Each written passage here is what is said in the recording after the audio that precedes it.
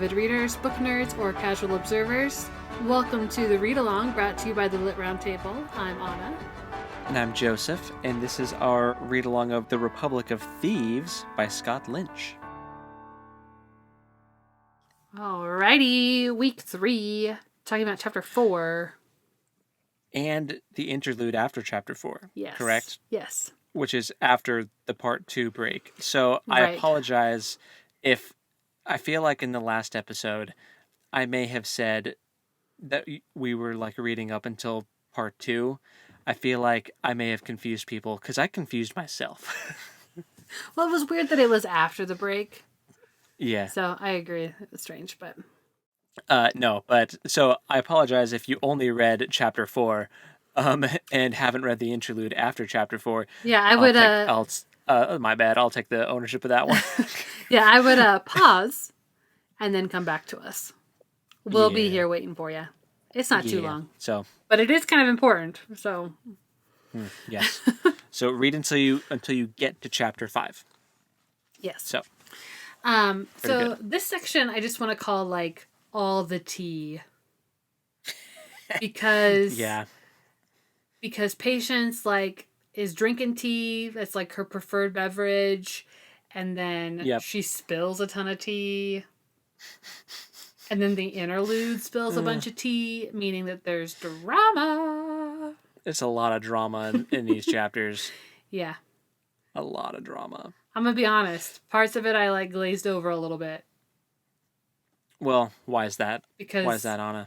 Because it was like super political in a system I don't know much of anything about. Super setting heavy. I don't think that the parts that I was glazing over were not setting heavy. It was like the part of the when she like gave her memory to Jean. Oh. Like that whole part. Yeah. I was like, Yeah. I'm getting confused. It's very clever. Yes. But also, can we get to the next part where they just talk about what just happened? It's like, so I know this is jumping ahead a little bit, but that scene where Patience like shows them her memories with magic, and they can like, and they're like in her body experiencing it for themselves. It was like Scott Lynch listened to our last episode of Red Seas Under Red Skies and heard me say, give him some grief for like not doing a show don't tell, and and then he was like, oh, how about this? How is this for show don't tell? And then we just like got to relive it as the person in a really creative way to do a flashback, because it was like Jean and Patience living through it together. Right. It's very creative. Yeah, I thought it was creative too. I just thought that it was very it felt like, here, we're throwing you in the deep end of this like political system that I know you don't know much of anything about, but here you go. Which, to be fair, it puts us in the same position that Jean and Locke are in. So I think it works. There were just parts of it that I was like, okay. And all their names are funny, like normal words. Yeah. Yeah, it's interesting. It is interesting. I actually really enjoyed the conversation about like red names versus black names, or gray names, I mean. Yes. And how Locke has stumbled upon a gray name on accident. How convenient for him. And he's very like smug about it. Yeah, he's like, that's right. That's right, mages. You can't control me. But it was also interesting to see Patience interact with the Falconer. And like they have such a weird dynamic for like very mother. Strange. He's apparently really resentful for her giving him a red name, and now so that means that she always has like some amount of control over him, but she's even like, I never used it, but just the fact that it existed and like I could have made him mad and he hates me. Yeah. Okay, so that interesting. I'm glad you brought that up. I'm a little befuddled by that, because she says that Okay, so the red names is like your birth name, right? Like it's the name that your Yeah. parent gives you, and it's like inherently yours. And then your gray Yeah. name is the name that mages give themselves to protect themselves and their red names. Uh-huh. And sometimes the gray names change. So like her first gray name when she got her first ring was different from the one that she has now. Yeah. But we also find out that it's rare for magi to have like also magically gifted children. It's unusual. Mm-hmm. So this doesn't usually happen. Like it doesn't usually become a problem. But she said that both she, both her and her husband were magi, right? So they were both gifted. Or was he I not don't think he gifted? was. He was not. Oh, okay. That clears it up because I was like, Mm-hmm. if they're both gifted, and she was like, my husband was going to give him his red name, but then he died at sea, like before he could meet him, and didn't get a Yeah. chance to give him his name. I'm like, well, then wouldn't he just resent his dad?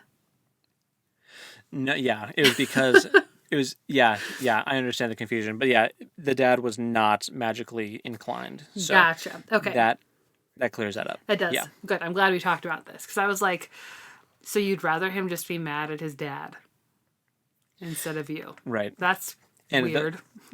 yeah, and the whole thing with the falconer being born with magical gifts was like a 1 in like 1,000 or whatever Mm-hmm. chance. It like hasn't happened for however many years, like over 100 years. It hasn't happened. Yeah. So it's just interesting to me that it's random. Apparently, like Yeah. there's no genetics involved with like magical people. Mm-hmm. So Oh my gosh. I loved the part where, because I think this is very timely, right? Or very like real world applicable. But Jean okay, asks her, what do you do with ungifted children when you have them? And she very snarkily says, cherish them and raise them, you imbecile. Like, obviously. yeah, But I think yeah, there's, I think it was a fair question. And I think that there are times when, like, even as a society, we're like, well, what happens to the kids that are not, like, as whatever as other kids? Like, how do we take care of the right, ones that are different? And yeah, I think the answer should be cherish them and raise them hmm because we love them. yeah. So I It's appreciate not that. like a yeah. It's not like Spartan society. We're not like Right. throwing babies off cliffs that aren't like Right. meeting certain standards. Yeah, Right. they're not doing that. Yeah. Yeah. At least Um, I should say I don't know if that's actually accurate to Spartan society. That's just what the movie 300 said they do. So it's not like a specifically 300 movie Spartan society. So just yeah. disclaimer. I mean, I think that that's a. I think that's. I think you're safe. Okay. I mean, I can't confirm that. I just don't think that there's a lot of Spartans running around to No, yeah. Yeah. argue with you. Wouldn't that be interesting? Wouldn't Anyway. that be interesting? A very different world. Okay, backtracking a little bit. The Yes. poison is gone. Yes, it worked. It worked. He's And Locke is a hungry boy. he's very hungry because he's still not like healed, but he's needs to recuperate. So he's eating lots and lots and lots. Eating his weight, which is like nothing because he was already like canonically super skinny. Right. And now this happens. He was already so I'm like he was a skeleton. Mm-hmm. And Jean kind of has this moment where he sees Locke the way he is now, and like his cheeks are all sunken in, and like the first, I forget the way it's worded, but it's like the first signs of aging are like creeping onto his face with like certain wrinkles that weren't there before and stuff, and it's like, oh, you're having your first like midlife crisis moment of like, oh no, we're getting older now. Yeah. Yeah. But yeah, that was interesting. Relatable. Yeah. Yeah. They're not as impervious maybe as they once were. So Locke tells Jean about seeing Bug, and John Oh, is right. absolutely convinced that he's just hallucinated this whole thing. I'm not so sure. Right. Yeah. Yeah. It was very creepy. I'm still creeped out by it. Mm-hmm. And it was very unsettling. And it's also just unsettling because, the fear of the unknown is like Sure. So there's already like an innate fear of death because nobody knows like what happens when we die.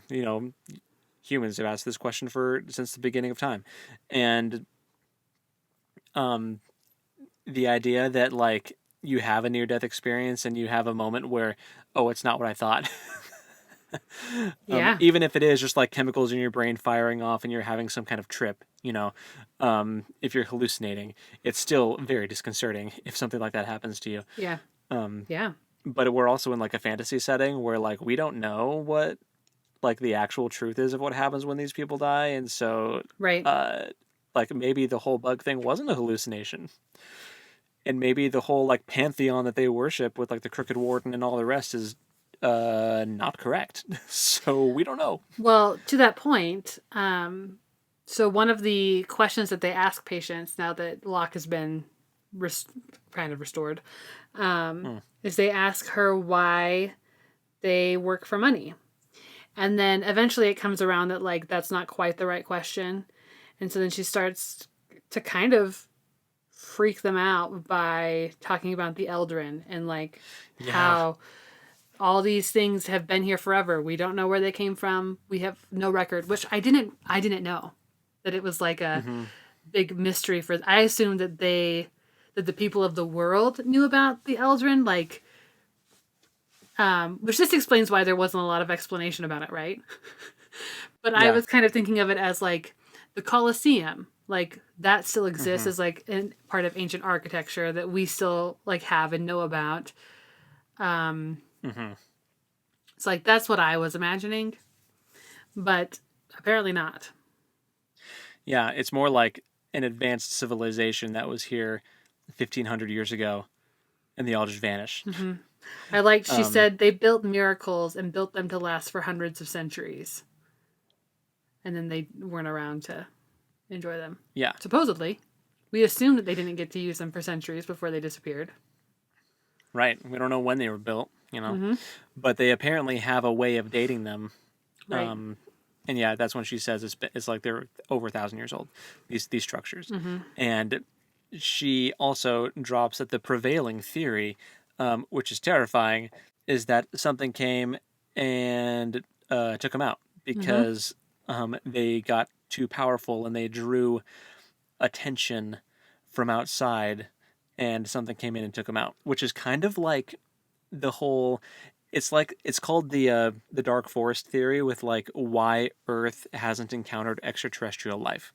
It's because we aren't very advanced yet, but like it's like a horror trope or like an idea that people have where like we're sending these probes out into space, right?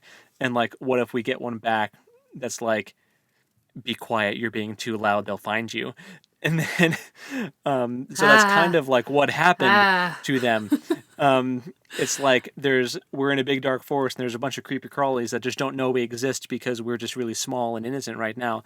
But then you go the way of the Eldrin and you build these miracles that last for centuries and you're super super advanced, and then you get noticed and then you get put in your place, which is why they also are constantly trying to not go above like a certain level of hmm, magical advancement, and they're always trying to like rein themselves in because they don't want to follow the same footsteps right, as the Eldrin and attract unwanted attention from whatever is out there that would come and genocide everyone. right. um, which is terrifying, super creepy, and the boys are unsettled by that Yeah. thought. Turns out the Magi are just as creepy as we thought they were, but for different reasons. Yeah, yeah. Yeah.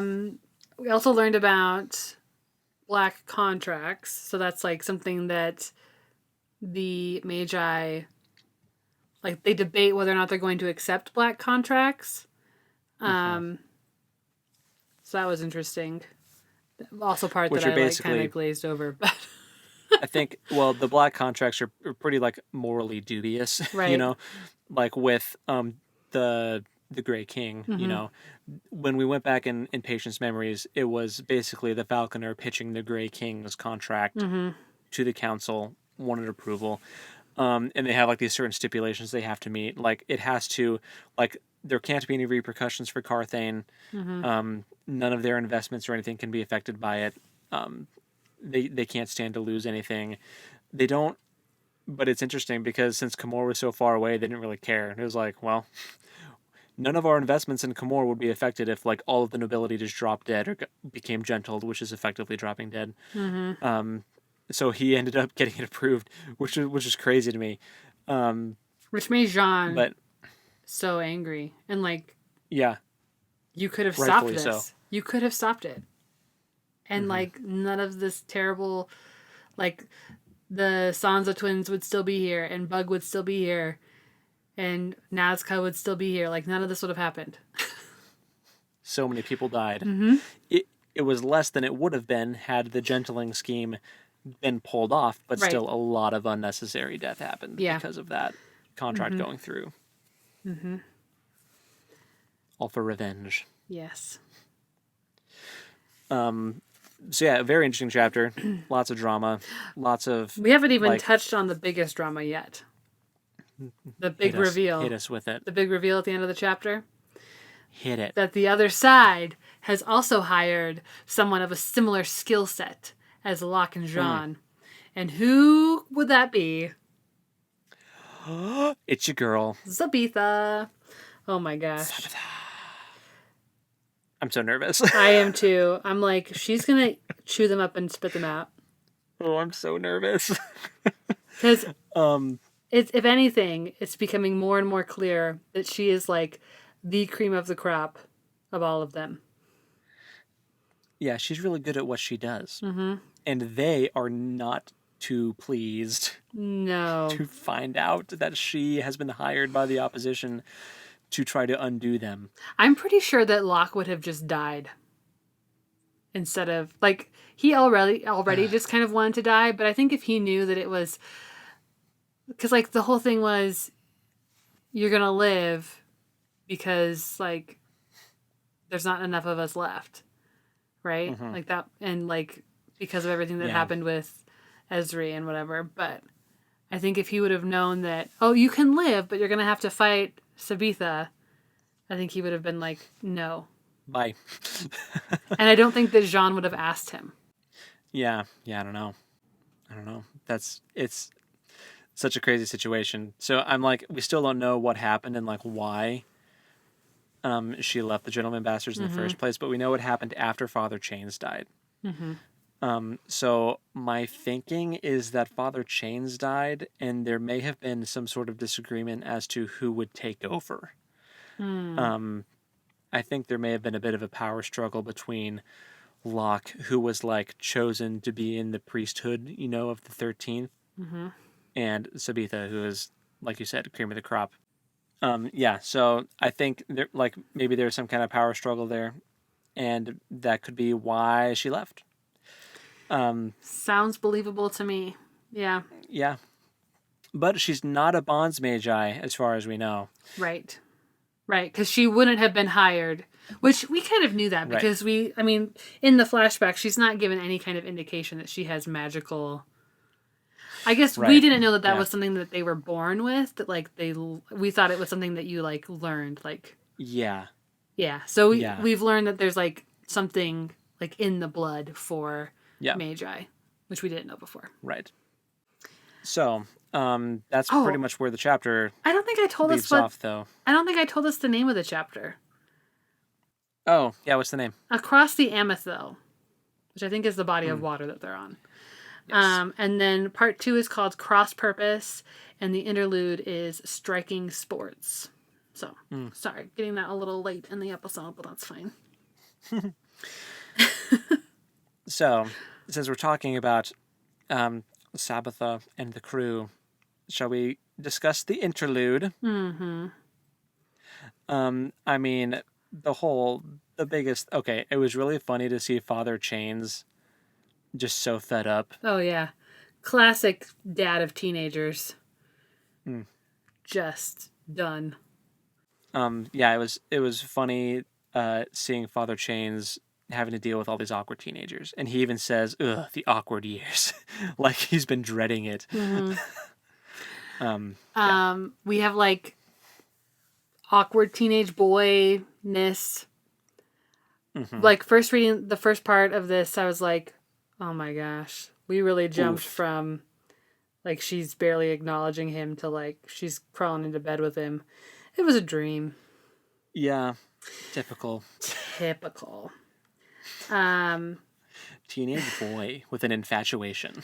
Yeah. Ugh. And it's just so funny how Jean is like, dude, we all know that you're into her. She knows you're into her. You're making it weird. Yeah. You're making it weird for everybody. Mm-hmm. They have like a training thing where him and Sabetha are like hitting each other, and she just pummels him. Mm-hmm. She's just into a pulp with her baton. Yeah. Just beats the snot out of him. And this is when, Chains is gone. He comes back and he's like, okay, I need a vacation. I'm sending you guys on a job. Yeah. I'm sending you guys out of town so that I can have a staycation and drink heavily. Yes. So they're on their way to Espera, and they're going to be actors on the stage. Yes. So I'm kind of excited to see what that turns And they're into. acting in a play. The title of the play is The Republic of Thieves. Yes, we got the title of the book in the book finally. Yep, we sure did. There's like a whole funny thing about them picking their names, like their fake names. That was pretty amusing. Yeah.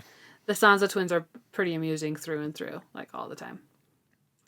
Yeah, they don't really take anything seriously, do they? No, not at all. They're just in it all for fun. And then the big revelation of this was that Sabetha admits that she also has feelings for Locke. They have an awkward, stroll. Mm-hmm. Locke is like, I'm going to go do this thing. You want to come with? Mm-hmm. Why? Do you need me to? I'd like you to. Yeah. It's so awkward. Cringe, dude. Does it send you right back to middle school or high school even? Yeah, a little bit. Yeah. It's pretty bad. It's pretty bad. It's pretty bad. High school crush level cringe. But it's not unrequited, so I guess good for them. They like each other. Yeah. And she even I don't think she needed to do this, but she was like, has it ever occurred to you that maybe the reason why it's so awkward is because I am also making it awkward? And I'm just like, nah, girl. This is all on him. He's making it super weird. She's like, have you ever considered the fact that maybe I'm doing it on purpose? I think it was what... I think that she's annoyed. I think that she does like him and she's annoyed about it. She doesn't want to. Sure. And so I feel like she's been trying to torpedo this. Maybe. Maybe. But because she's annoyed that it's even a thing and she doesn't want it to be. Yeah. But, we'll see what unfolds in the coming interludes. Yeah. Should be interesting. For sure. I'm excited to see them try to infiltrate this stage crew. It's going to be really interesting. Yeah. I'm curious about that, and I am curious to see how their first time reuniting goes. Yeah. So I may already be through chapter 5. No. Yeah. Okay, well, stop talking. I'm not going to spoil anything. But chapter 5 is a little shorter, which is nice. It's just a little. It's been entertaining. Is it? Okay. It has been entertaining. I'm not going to confirm or deny whether or not we actually see Sabetha in the chapter, but I'll just say it's been very entertaining, and I'm still very nervous about what's going to happen. That's fair. Eee. I hope that they all end up teaming up together, but I guess we'll find out. Yeah, we will see. Some fancy hand gestures in there. Oh yeah, they can hand gesture to Sabetha and be like, "Are you really?" Scratch the nose. Yeah. Are we really doing this? Scratch the temple. Nervous sweats. Yeah. So what do we got to read for next time? Just chapter 5. and 5 and whatever. the interlude after yes, 5? read until so- you hit chapter 6. It will always okay. be Until you hit the next chapter. yes, the next numbered chapter. I see. Read until you hit chapter 6. Mm-hmm. Sounds good. Yes. Well, I'm excited to now read the interlude since I just finished chapter 5. Nice. And yeah, I guess until next time, happy reading. And we'll talk at you next time. Later. Bye.